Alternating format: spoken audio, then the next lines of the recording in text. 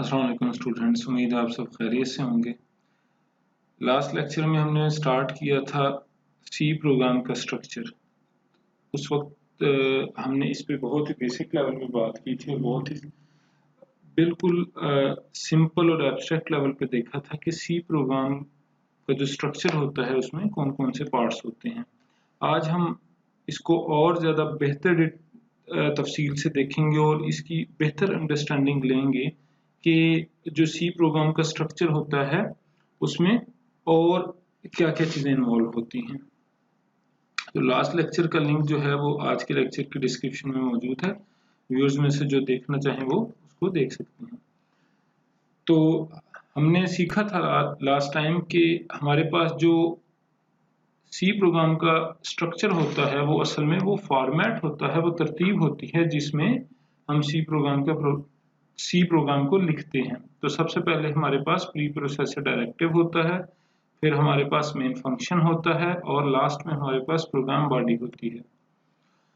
अब इसमें फिर हमने एग्जांपल ली थी और देखा था कि प्री प्रोसेसर डायरेक्टिव जो है वो सबसे स्टार्ट में होता है और वो हैश के साइन सिंबल के साथ स्टार्ट होता है, जिसमें हम कोई लाइब्रेरी वगैरह बताते हैं जिसको हम प्रोग्राम में इंक्लूड करना चाहें। फिर मेन फंक्शन आता है जो कि प्रोग्राम का स्टार्टिंग पॉइंट होता है और then comes the program body जिसमें हम प्रोग्राम की स्टेटमेंट्स को लिखते हैं।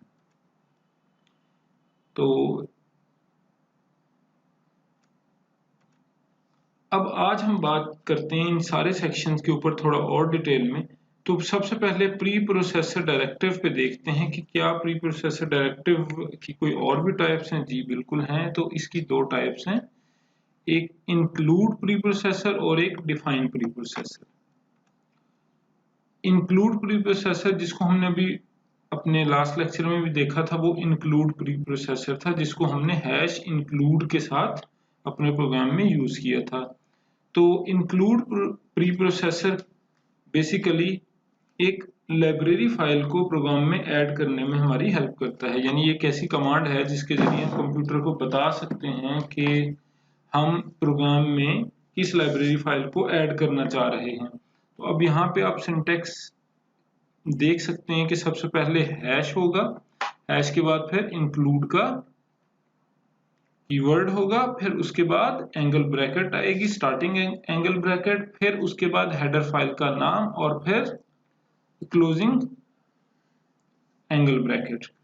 तो इस तरह से बेसिकली हम डिफाइन करते हैं इंक्लूड प्री प्रोसेसर को अपने प्रोग्राम में। अब नीचे एक एग्जांपल है कि math.h के नाम की हेडर फाइल को हमने अपने प्रोग्राम में इंक्लूड किया है। अब नेक्स्ट है हमारे पास इनफैक्ट इसमें एक और फॉर्मेट भी है जिसमें हम हेडर फाइल का नाम डबल कोट्स में भी मेंशन कर सकते हैं। तो अगर आप चाहें एंगल ब्रैकेट को यूज कर लें और चाहें तो डबल कोट्स को यूज कर लें, दोनों तरह से ही एक्सेप्टेबल है। अब नेक्स्ट हमारे पास है डिफाइन प्री प्रोसेसर। अब डिफाइन प्री प्रोसेसर हमारे पास प्रोग्राम के अंदर किसी भी कांस्टेंट को डिफाइन करने के लिए यूज होता है। What is constant? कांस्टेंट हमारे पास एक ऐसी वैल्यू होती है जो कि प्रोग्राम में बाद में चेंज ना हो। यानी कोई ऐसी चीज जिसको हमने एक दफा डिफाइन कर दिया तो अब उसके बाद प्रोग्राम के अंदर दोबारा उसकी वैल्यू में चेंज नहीं आएगी। तो इस तरह का कोई भी कांस्टेंट डिफाइन करने के लिए हम डिफाइन प्री प्रोसेसर को यूज करते हैं। तो इसके सिंटैक्स में सबसे पहले हम उसी तरह हैश लगाते हैं और नेक्स्ट हमारे पास डिफाइन का कीवर्ड आता है। उसके बाद फिर आइडेंटिफायर होता है। आइडेंटिफायर असल में वो नेम होता है जो कि उस वैल्यू को हम देते हैं और नेक्स्ट हमारे पास वैल्यू होती है। और जो हमारे पास वैल्यू होती है वो कोई भी हो सकती है जो कि हम कांस्टेंट वैल्यू देना चाहें। अब जिस तरह यहाँ एग्जांपल में आप देख सकते हैं कि हमारे पास हैश डिफाइन का प्री प्रोसेसर है, उसके बाद हमने एक पाई के नाम से वर्ड यूज किया है जो कि आइडेंटिफायर है और नेक्स्ट 3.14 उसकी वैल्यू है। तो ये है हमारे पास डिफाइन प्री प्रोसेसर। तो अब हमने दो तरह के प्री प्रोसेसर्स कवर किए हैं, एक इंक्लूड प्री प्रोसेसर और एक डिफाइन प्री प्रोसेसर। अब अब नेक्स्ट सेक्शन हमारे पास मेन फंक्शन का है। मेन फंक्शन हमारे पास किसी भी प्रोग्राम का स्टार्टिंग पॉइंट होता है जहां से उस प्रोग्राम की एग्जीक्यूशन स्टार्ट होती है और इसका प्रोग्राम में मौजूद होना जरूरी है। अगर किसी प्रोग्राम में मेन फंक्शन नहीं है तो वो प्रोग्राम कंपाइल तो हो जाएगा लेकिन वो एग्जीक्यूट नहीं होगा क्योंकि उस प्रोग्राम का एंट्री पॉइंट ही मौजूद नहीं है। अब मेन फंक्शन का फॉर्मेट यहाँ बताया गया है, आप देख सकते हैं कर्सर यहाँ मौजूद है इस स्टेटमेंट पे। सबसे पहले हम रिटर्न टाइप लिखते हैं, जिस तरह यहाँ पे इंटीजर एक रिटर्न टाइप है, इंट हमने लिखा हुआ है। नेक्स्ट है मेन, ये मेन का कीवर्ड है, इसको ऐसे ही लिखना है लोअर केस में। इसके बाद हमारे पास ब्रैकेट्स हैं, स्मॉल ब्रेसेस हैं और उस स्मॉल ब्रेसेस में हम इस फंक्शन में अगर कोई पैरामीटर्स पास करना चाहें तो वो बताएंगे, और अगर कोई भी पैरामीटर पास नहीं करना तो आप इसमें वॉइड भी लिख सकते हैं या फिर आप इसको कुछ भी ना लिखें, सिंपल दो ब्रैकेट्स स्टार्टिंग और एंडिंग ब्रैकेट्स को यहाँ पे एक दूसरे के साथ लिख दें। दोनों तरह से एक ही मतलब है, वॉइड लिखें तो भी ठीक है, ना लिखें तो भी ठीक है। लेकिन अगर आप वॉइड लिख देंगे तो इट मीन्स आप एक्सप्लिसिटली मेंशन कर रहे हैं कि कोई पैरामीटर नहीं होगा। Third part is program body. Program body वो पार्ट होता है जिसमें हम सी के अंदर प्रोग्राम की स्टेटमेंट्स या इंस्ट्रक्शंस देते हैं। अब इसमें इंस्ट्रक्शंस जिस ऑर्डर में हम लिखेंगे वो उसी ऑर्डर में एग्जीक्यूट होंगी।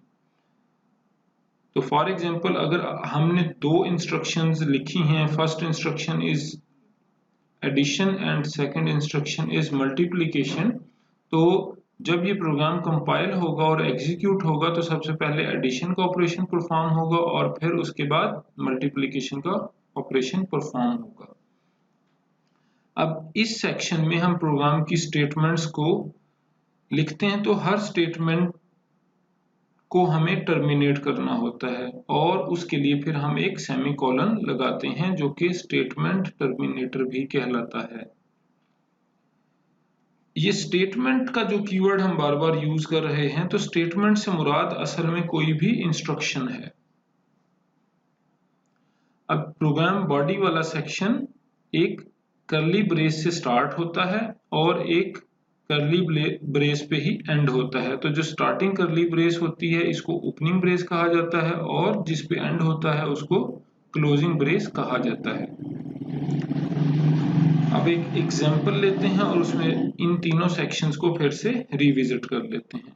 तो जी ये हमारे पास एक सैंपल प्रोग्राम है जिसमें हमने फर्स्ट लाइन में जो ब्लू कलर में है उसमें #include stdio.h लाइब्रेरी फाइल है, इसको हमने इंक्लूड किया है अपने प्रोग्राम में। सेकेंड लाइन में मेन फंक्शन है जो कि स्टार्टिंग पॉइंट है और उसके बाद स्टार्टिंग या ओपनिंग ब्रेस है प्रोग्राम बॉडी की और उसके बाद क्लोजिंग ब्रेस है।